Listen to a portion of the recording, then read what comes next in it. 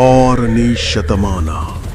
ಡೆಕ್ಕನ್ ಮಣ್ಣಿನಲ್ಲಿ ರಕ್ತ ಮತ್ತು ರಾಜಧರ್ಮದ ಕಥೆ ಬರೆಯಲ್ಪಟ್ಟಿತ್ತು.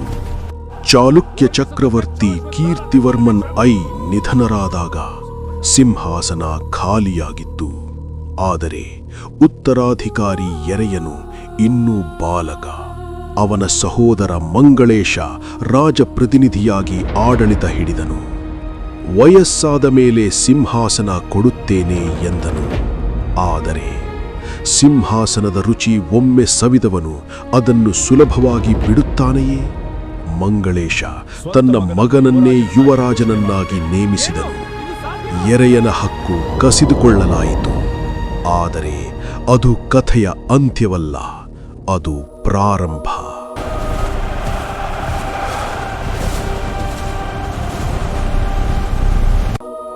ಎರೆಯನು ಬಾದಾಮಿ ಅಂದರೆ ವಾದಾಪಿಯನ್ನು ತೊರೆದು ಬಣ ಮತ್ತು ಬುಡಕಟ್ಟು ಜನಾಂಗಗಳೊಂದಿಗೆ ಮೈತ್ರಿ ಮಾಡಿಕೊಂಡನು. ಯಲಪಟ್ಟಿ ಸಿಂಬಿಗೆಯಲ್ಲಿ 2 ಸೇನೆಗಳು ಮುಖಾಮುಖಿಯಾದವು. ಖಡ್ಗಗಳ ಘರ್ಷಣೆ, ಕುದುರೆಗಳ ಕಿರುಚಾಟ, ಧರ್ಮ ಮತ್ತು ದ್ರೋಹದ ನಡುವಿನ ಮಹಾಯುದ್ಧ. ಎರೆಯನು ತನ್ನ ಚಿಕ್ಕಪ್ಪ ಮಂಗಳೇಶನನ್ನು ಸೋಲಿಸಿದನು. ಯುದ್ಧಭೂಮಿಯಲ್ಲಿ ಮಂಗಳೇಶನ ಅಂತ್ಯ. ಸಿಂಹಾಸನ ಈಗ ಅವನದೇ. ಪಟ್ಟದಕಲ್ಲು ರಾಜಾಭಿಷೇಕಗಳ ಪವಿತ್ರ ಭೂಮಿ. ಅಲ್ಲಿ ಎರೆಯನು ಕಿರೀಟ ಧರಿಸಿದನು. ಅವನು ಇನ್ನು ಎರೆಯನಲ್ಲ, ಅವನು ಪುಲಕೇಶಿ II. 610ರಿಂದ 642ರವರೆಗೆ ಡೆಕ್ಕನ್ ಆಕಾಶದಲ್ಲಿ ಅವನ ಧ್ವಜ ಹಾರಾಡಿತು. 634ರಲ್ಲಿ ಗೋವಿಂದ ಮತ್ತು ಅಪ್ಪಾಯಿಕರನ್ನು ಸೋಲಿಸಿದ ನಂತರ ಅವನು ಐಹೊಳೆಯಲ್ಲಿ ವಿಜಯ ಸ್ತಂಭ ನಿರ್ಮಿಸಿದನು. ಅದು ಇಂದು ಐಹೊಳೆ ಶಾಸನ ಎಂದು ಪ್ರಸಿದ್ಧ. ಇದು ಕೇವಲ ಶಿಲಾಶಾಸನವಲ್ಲ, ಅದು ಚಾಲುಕ್ಯರ ಗರ್ಜನೆ. ಕದಂಬರು, ಗಂಗರು, ಅಲುಪರು, ವಿಷ್ಣುಕುಂಡಿನರು, ಲತಾಗಲು, ಗುರ್ಜರರು, ಮಾಳವರು ಎಲ್ಲರೂ ಅವನ ಖಡ್ಗದ ಮುಂದೆ ಮಣಿದರು.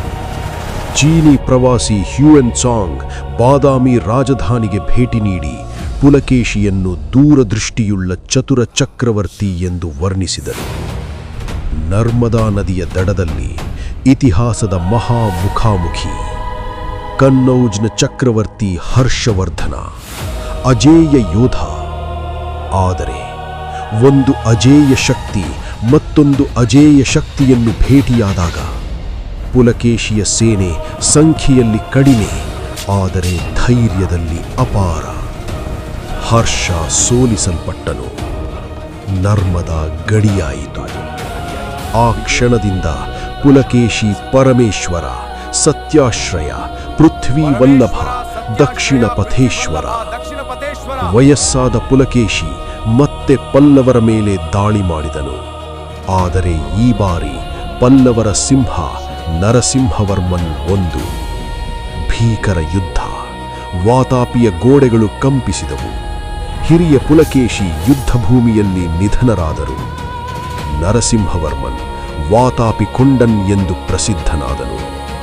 13 ವರ್ಷಗಳ ಕಾಲ ಪಲ್ಲವರ ಆಳ್ವಿಕೆ. ಪಲ್ಲವ ಸೇನಾಧಿಪತಿ ಪರಂಜ್ಯೋತಿ ವಾತಾಪಿಯಿಂದ ಗಣೇಶನ ವಿಗ್ರಹವನ್ನು ಕರೆದುಕೊಂಡು ಹೋದನು. ಅದು ನಂತರ ವಾತಾಪಿ ಗಣಪತಿಂ ಭಜೆ ಎಂಬ ಅಮರ ಗೀತೆಗೆ ಪ್ರೇರಣೆಯಾಯಿತು. ಪುಲಕೇಶಿಯ ಮಗ ವಿಕ್ರಮಾದಿತ್ಯ I ಪಲ್ಲವರನ್ನು ಹೊರಹಾಕಿ ಚಾಲುಕ್ಯರ ವೈಭವವನ್ನು ಮರಳಿ ತಂದನು. ಶಿವಾಜಿ, ಕೃಷ್ಣದೇವರಾಯ, ಚಂದ್ರಗುಪ್ತ ಮೌರ್ಯ ಅವರ ಸಾಲಿನಲ್ಲಿ ನಿಂತ ಮಹಾನ್ ಚಕ್ರವರ್ತಿ ಪುಲಕೇಶಿ II. ಇದು ಕೇವಲ ಇತಿಹಾಸವಲ್ಲ, ಇದು ಡೆಕ್ಕನ್ ಮಣ್ಣಿನ ಅಮರ ಗರ್ಜನೆ.